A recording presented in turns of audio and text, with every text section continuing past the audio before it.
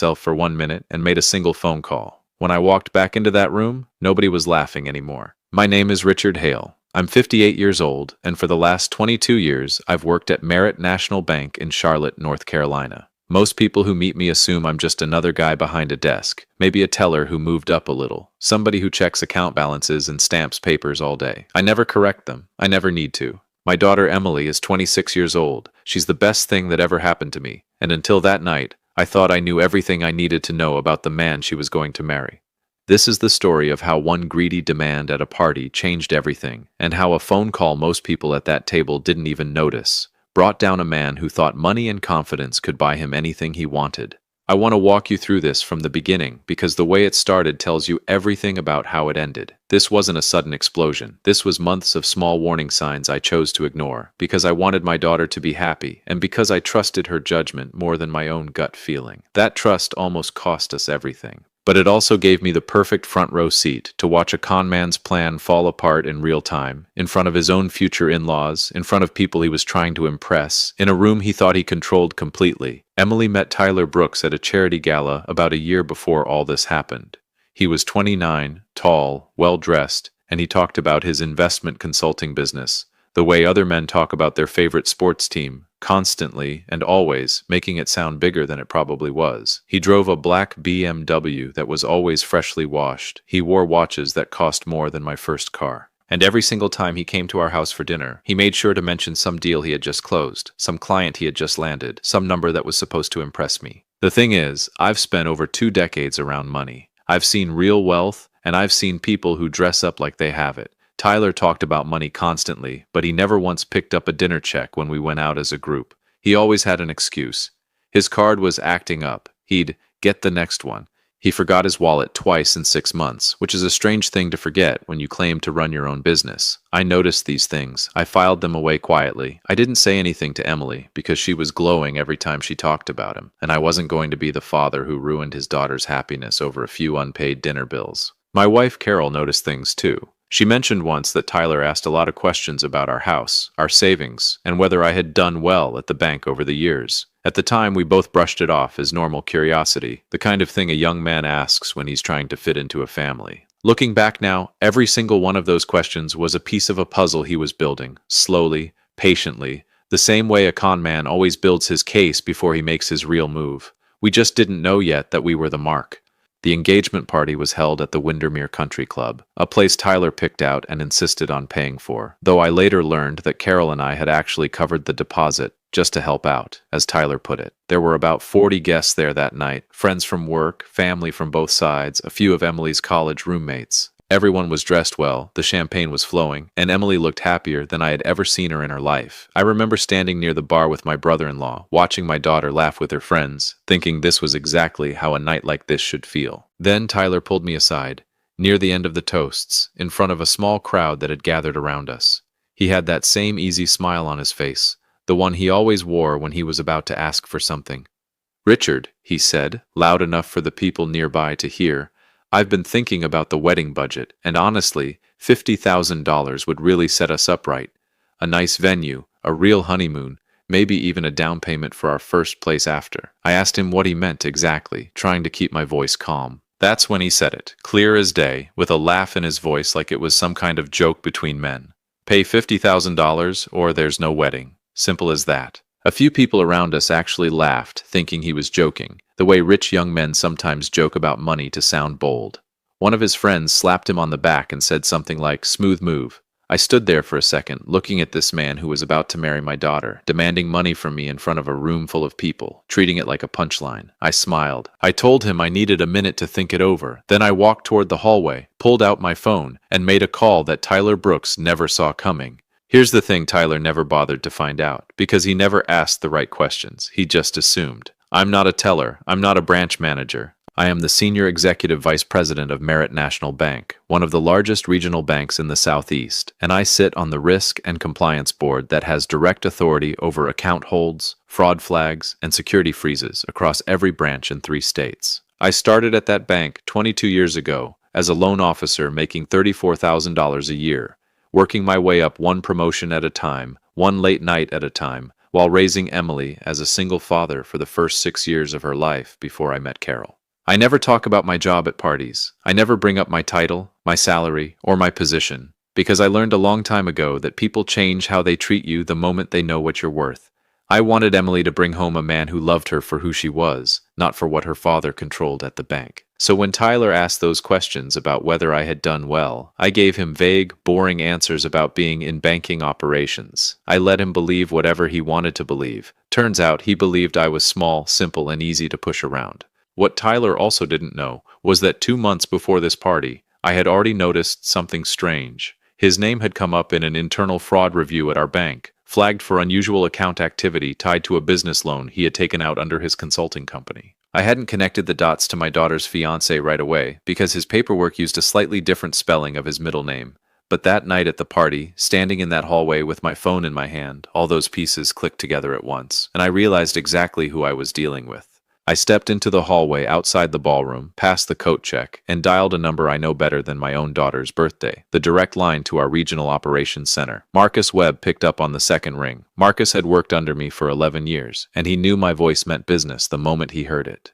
Marcus, I need you to pull an account for me right now, under the name Tyler Brooks, business account tied to Brooks Consulting Group. I gave him the details I remembered from the fraud flag review, and within 90 seconds, Marcus had the account pulled up on his screen. Richard, this account already has a compliance flag on it from 6 weeks ago, Marcus said. Unusual deposits, inconsistent business documentation, and 2 other flagged transactions tied to different personal accounts. We were going to escalate it next week. I told Marcus to escalate it right now, tonight, under my direct authorization as the reviewing executive. I asked him to place an immediate security hold on every account under that name and every linked account, standard procedure for suspected fraud, fully within my rights and fully within the bank's own policy. Marcus didn't hesitate. Done, Richard. Hold is active as of right now. He won't be able to move a dollar until this clears review. I stood in that hallway for a moment after I hung up, feeling something settle in my chest that I hadn't expected. Not anger exactly, more like clarity. This wasn't me being a vindictive father trying to punish a man for asking for money at a party. This was me doing my job, following the exact same procedure I would follow for any other flagged account, except this time the account happened to belong to the man trying to marry my daughter. I straightened my jacket, put my phone back in my pocket, and walked back into that ballroom with a calm smile on my face because I already knew what was coming next. I found Tyler standing near the bar, laughing with his friends, clearly proud of himself for the little scene he'd just made in front of everyone. I walked up, smiled, and told him I had thought about his offer, and that I needed a few minutes to make some arrangements. He grinned and said, "Take your time, Richard. No rush. Just don't take too long." His friends chuckled again.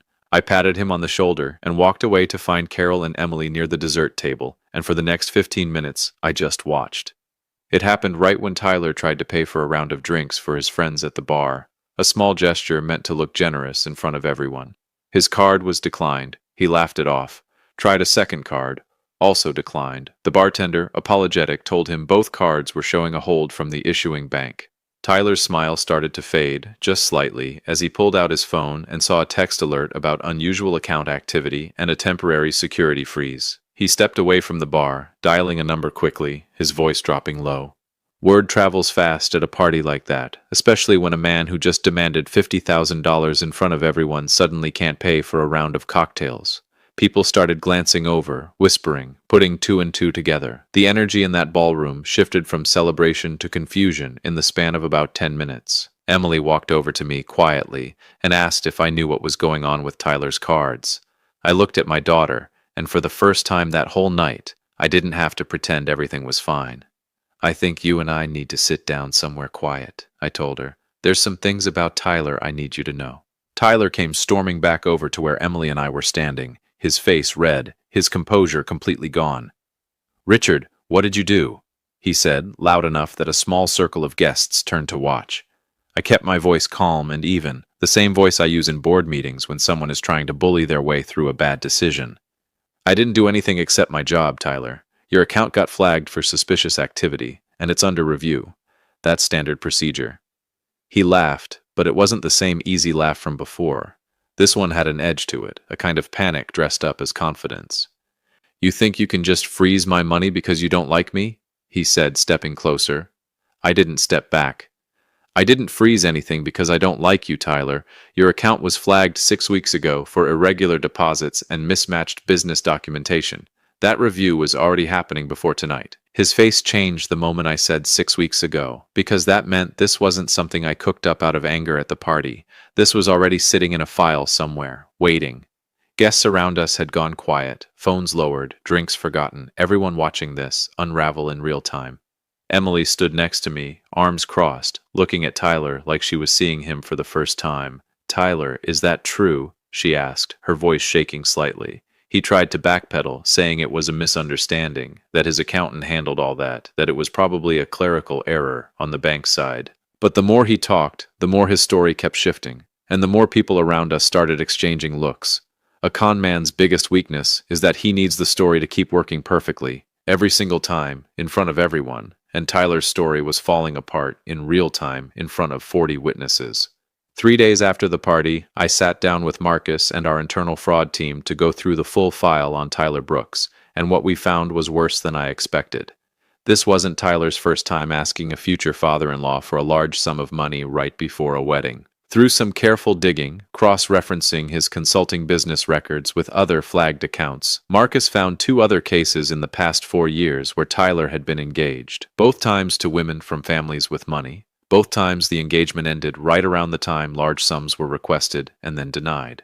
In one case from 2 years earlier, a family in Raleigh had actually wired Tyler almost $30,000 for a wedding venue deposit that never existed, money that instead went straight into paying off his personal debts and funding the lifestyle he used to impress women like my daughter. The wedding in that case never happened either. The woman broke off the engagement after discovering the truth, but by then the money was already gone, and Tyler simply moved on to his next target. His consulting business, as far as we could tell from the paperwork, brought in almost no real income at all. Nearly everything about his lifestyle, the car, the watches, the country club memberships, was funded by loans, credit, and money pulled from people who trusted him. I brought this information to Emily myself, sitting at our kitchen table with printed pages laid out in front of her, letting her read through it at her own pace instead of just telling her what to think.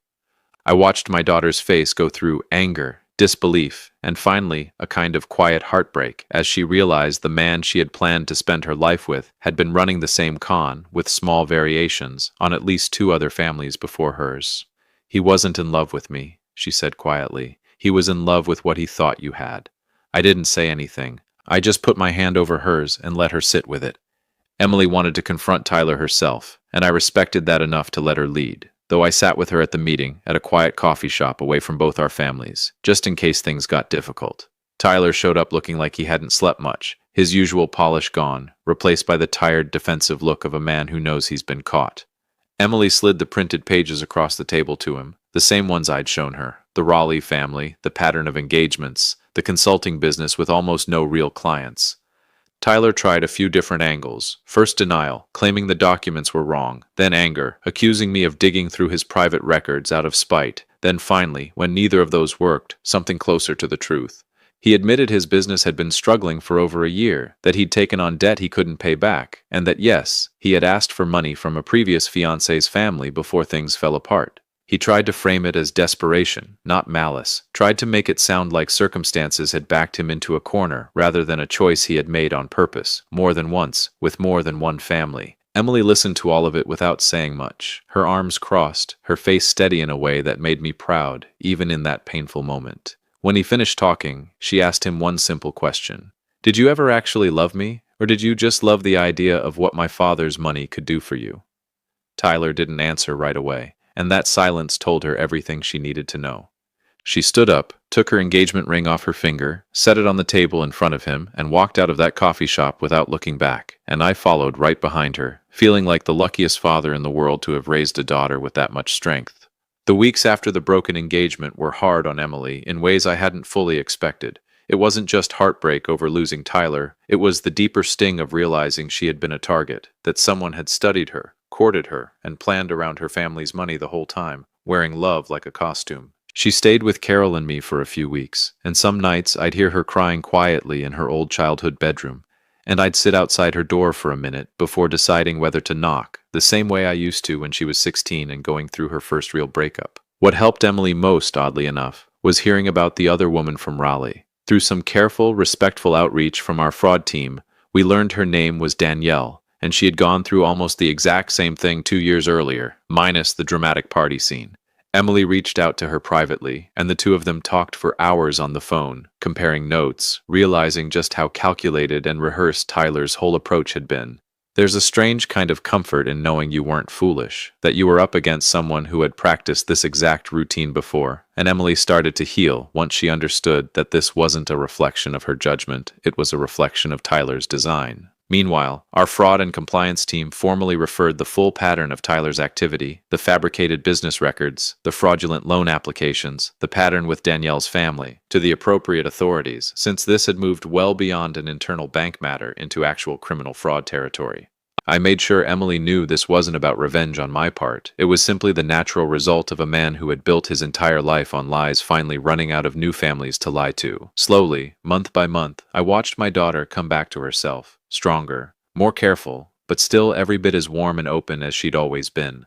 6 months after that party, Tyler Brooks was formally charged with fraud related to falsified business loan documents, the same documents our internal review had originally flagged. Once the investigation opened up, it didn't stay contained to just our bank. Other financial institutions where he'd taken out loans under his consulting company started reporting similar red flags, inflated income statements, fake client contracts, and a business that on paper looked profitable, but in reality brought in almost nothing. Danielle's family, once they learned about the ongoing investigation, came forward as well, providing records of the $30,000 they had lost 2 years earlier. Tyler's country club membership was suspended within weeks once word got around, and in a town where reputation moves faster than fact, people who once admired his confidence and his flashy car started keeping their distance, unwilling to be associated with a man now facing multiple fraud charges. His BMW, we later learned, had actually been leased under a business account that was also part of the fraud investigation, and it was repossessed less than 2 months after the engagement ended. The image he had spent years carefully constructing, the successful young consultant with money and confidence, collapsed almost as fast as it had been built, because none of it had ever been real in the first place. I felt something complicated watching all of this unfold. Not joy exactly, because there's nothing joyful about watching a person's life fall apart, even someone who tried to hurt my family.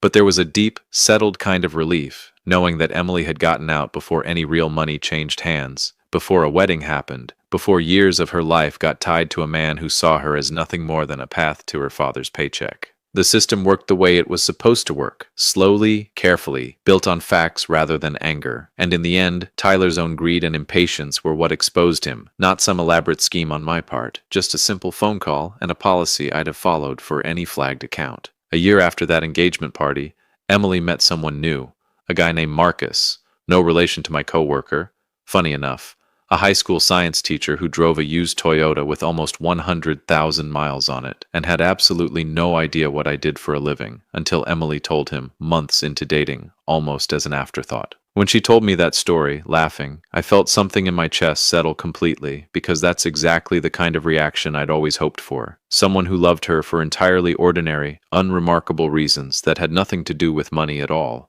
Carol and I had dinner with Emily and Marcus a few weeks later, and I watched him split the bill without being asked, laugh at Carol's terrible jokes, and ask Emily thoughtful questions about her actual day, rather than steering every conversation back toward himself. It was such a small, quiet contrast to how things used to feel, but it meant everything. Emily seemed lighter around him in a way she hadn't been in a long time, not performing happiness for an audience, just genuinely comfortable, genuinely herself.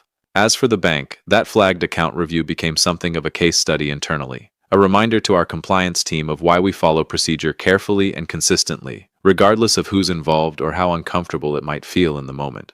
I never told anyone at work the personal side of that story, that the flagged account belonged to my own daughter's fiancé, because it never needed to be office gossip, it just needed to be handled correctly, and it was. Some nights, sitting on the porch with Carol, I'd think about how differently things could have gone if I'd stayed quiet that night at the party, if I'd let embarrassment or politeness keep me from making that one simple call. If there's one thing I'd want anyone listening to this story to take away, it's this. Pay attention to the small things, the unpaid dinner checks, the constant questions about money, the way someone talks about wealth like it's the main character in every conversation. Those small details are rarely accidents, and they almost always add up to something bigger if you're willing to look at them honestly instead of explaining them away because you want someone to be good. I ignored those signs for almost a year because I wanted Emily to be happy, and it turns out the most loving thing I could have done was pay closer attention, not less. I also learned something about myself that night, something I probably needed to relearn after 22 years of playing my career quietly and keeping my head down at family gatherings. There's nothing wrong with staying humble, with not bragging about your title or your paycheck at parties, but there's also nothing wrong with using exactly what you've earned to protect the people you love when it actually matters. I didn't freeze Tyler's account out of spite or revenge. I did it because it was the right call, professionally and personally. And sometimes those two things line up perfectly when you've spent your whole life trying to do things the right way. Emily is happy now, genuinely, quietly happy, in a way that has nothing to do with country clubs or expensive watches, or men trying to impress a room full of strangers. Carol and I still talk about that party sometimes, usually with a laugh now instead of the tension we felt at the time, remembering the exact look on Tyler's face when that bartender told him his card had been declined twice in a row. If you ever find yourself in a room full of people laughing at you because someone underestimated who you really are, remember, you don't have to raise your voice or make a scene. Sometimes the quietest, calmest people in the room are the ones holding all the real power, and all it takes is one phone call to prove it.